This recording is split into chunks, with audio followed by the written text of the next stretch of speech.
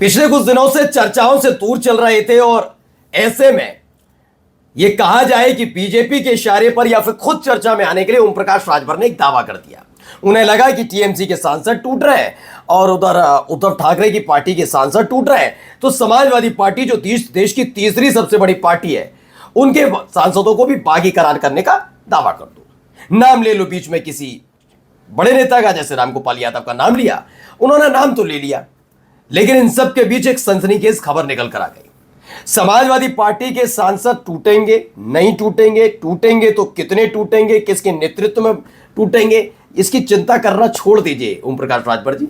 खबर निकल कर आई है कि अपने इन बयानों की वजह से उनके खुद के लाडले बेटे, जी हां, उनके लाडले बेटे नाराज चल रहे हैं और उन्होंने अखिलेश यादव से जाकर मुलाकात कर ली। मैं नहीं कह रहा हूं, दिखाऊंगा सबूतों के साथ।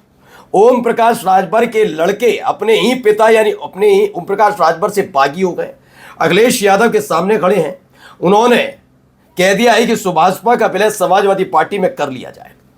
इसी के साथ साथ अखिलेश यादव ने जो बयान दिया वो भी आपको दिखाऊंगा, और कैसे ओम प्रकाश राजभर इस तरह के बयान, इस तरह की बातें करके इस बार बड़ा बुरी तरह से फंसे हैं, वो भी दिखाता हूं। नमस्कार, मैं हूं प्राज्वल गौतम और आप देख रहे हैं न्यूज सर्किल।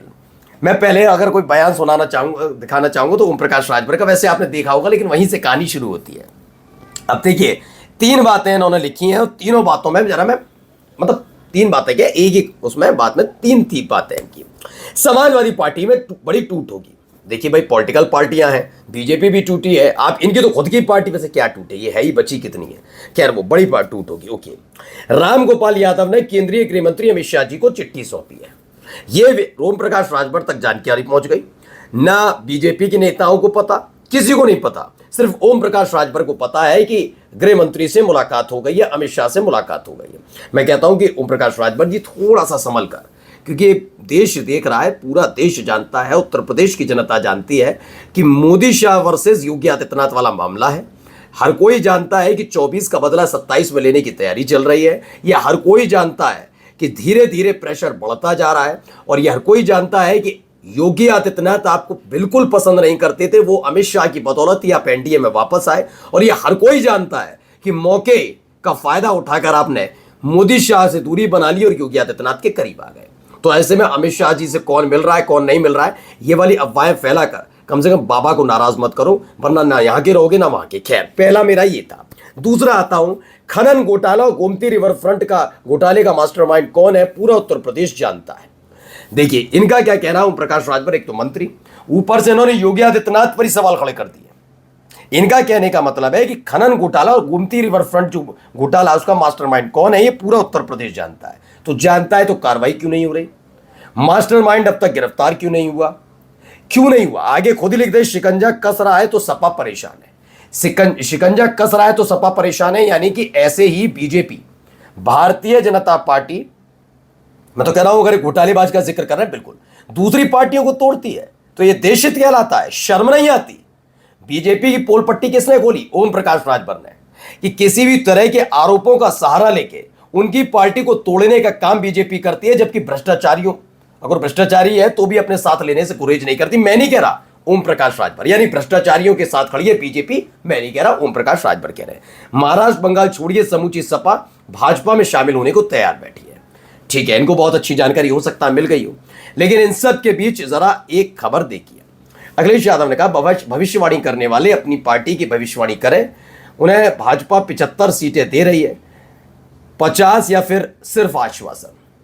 देखिए, मैं पहले भी जानता हूं, खैर अखिलेश यादव ने अपनी तरफ से इसको पता नहीं क्यों ट्वीट कर दिया, क्यों लिखा, पिछले कुछ दिनों से वो उनके बारे में बात भी नहीं करते, और मुझे लगता भी है। देखिए, आप जब पायदान पर बैठे होते हैं, कोई एक आपका वजूद होता है, ये मेरी एक सलाह है, बाकी मानने न माने उनका अपनी पार्टी है अखिलेश यादव की, तो आपको ये तय करना होगा कि क्या आप ऐसे छुटभैया टाइप के नेताओं के, छुटभैया शब्द क्यों कर रहा हूं इस्तेमाल, बताऊंगा अभी आपको, क्या इनका जवाब देना चाहिए।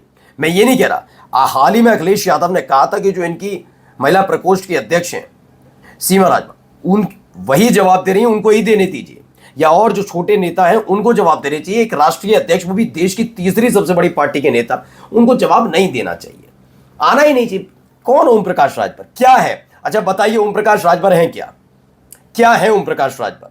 खुद वो जानते हैं ओम प्रकाश राजभर कि उनकी पार्टी का वजूद कितना है, उनकी पार्टी में राजभर समाज उनके साथ कितना है, कितनी इज्जत बीजेपी उनकी करती है। तो फिलहाल इस पर जवाब देने की जरूरत नहीं थी, लेकिन दिया है तो पढ़िए। इन्होंने भाजपा के गठबंधन से 30 सीटें मिलने की अफवाह फैलाकर जो पैसा एडवांस लिया वो लोग इन्हें ढूंढ रहे हैं। जी हां, अब ये सारी की सारी चीजें होती हुई नजर आ रही है। सिर्फ डब्बल जैसे हालात फिलहाल बीजेपी और बीजेपी के सहयोगी दलों के बीच में बने हुए हैं, ये किसी से गुरेज नहीं है। दरअसल ये सब इसलिए किया जा रहा था क्योंकि खबर ये निकल कर आ रही है कि मौजूदा तौर पर अगर इस बारी स्थिति में देखेंगे आप, तो टिकट का जो बंटवारा होना है वो योगी आदित्यनाथ तय नहीं करने जा रहे। सुनते जाइएगा, इसीलिए ओम प्रकाश राजभर फिर खेमेबंदी में जुट गए। वो जाना चाहते हैं मोदी शाह के साथ। पिछले 8, 9, 10 महीने, 1 साल से वो खुलकर आए हुए हैं योगी आदित्यनाथ के साथ। अब फिर दोबारा मोदी शाह के करीब जाना चाहते हैं, इसीलिए घोटाले वाला का जिक्र कर रहे हैं। यानी योगी आदित्यनाथ कार्रवाई नहीं कर रहे, वो बता रहे हैं अमित शाह से मुलाकात कर रहे हैं, रामगोपाल यादव, ठीक है ना। ये सारी चीज़ है क्योंकि वो जानते हैं कि आने वाले चुनाव में अगर आपको सीट चाहिए, सीट शेयरिंग का फॉर्मूला होगा तो वो दिल्ली से तय होगा। मोदी शाह इस बार हाथ नहीं लगाने देंगे योगी आदित्यनाथ को। और 24 का बदला, अगर गलती से भी कुछ किया तो 24 का बदला 27 में लिया जा सकता है। उन्होंने पश्चिम बंगाल के चुनाव देख ही लिया है, चाहे योगी आ जाए कोई आ जाए, चुनाव हारना ना जीत, हार जीत वहां से तय करवा देंगे। वो है ये, इसीलिए रखा भी गया है ज्ञानेश कुमार को। तो क्यों ऐसे व्यक्ति के पास उस समय वो कर बेस्ट। अब इन सब के बीच एक और दावा है, पहला दावा सुन लीजिए क्या कहा जा रहा है। उनके लड़के बागी हो गए। देखिए, समाजवादी पार्टी ओम प्रकाश राजभर जी के किसी बयान को बहुत गंभीरता से नहीं लेती है।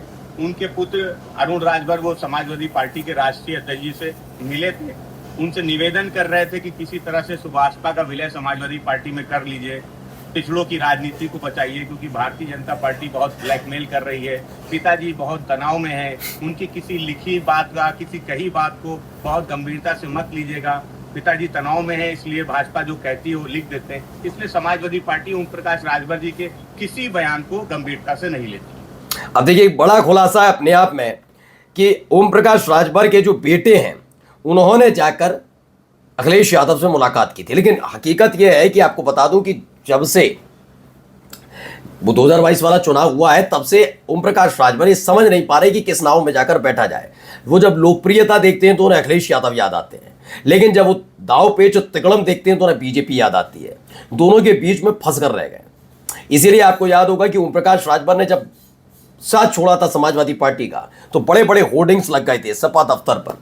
ओम प्रकाश राजभर का सपा दफ्तर में आना बैन है और तब से वो छटपटाए हुए हैं, परेशान चल रहे हैं। अब अंदर की खबर यह है कि ओम प्रकाश राजभर के दोनों लड़के, जैसा कि दावा किया जा रहा है, ये फखरुल हसन चांद है, प्रवक्ता है समाजवादी पार्टी के, इन्होंने कह दिया कि दोनों लड़के जो हैं ओम प्रकाश राजभर के लड़के अरविंद राजभर हैं और अरुण राजभर हैं, दोनों ने जाकर अखिलेश यादव से मुलाकात की और समाजवादी पार्टी में सुभाषपा के विलय की बात की जा रही है।